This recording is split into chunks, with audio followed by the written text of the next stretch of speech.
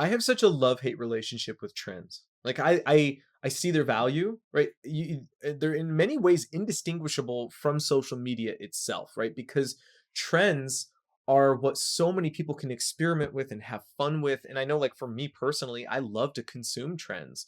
Like, as I'm filming this right now, there's this trend on TikTok with the creator Keith Lee, as he's over in the UK and now he's in France, and just him, this dynamic between the Americans and the English, and it's really fascinating. I'm consuming video after video after video.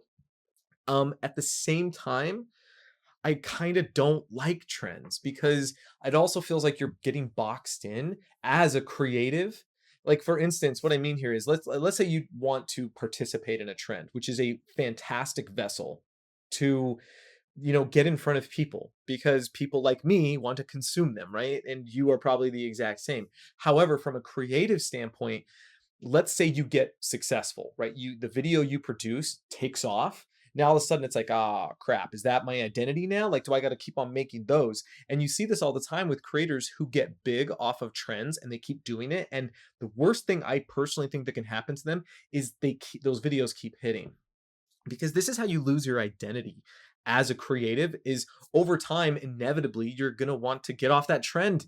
It's just not going to be fun. And some people have really clever ways of doing this. They may trend hop, right? They may jump to a different trend, and then they can almost make their thing doing different types of trends.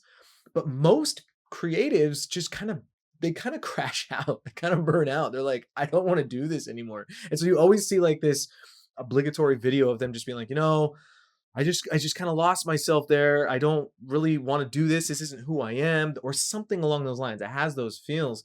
And I mean, that's just inevitable, because at the end of the day, it was just a trend, right? You are not a trend. So I love trends, but I also hate them.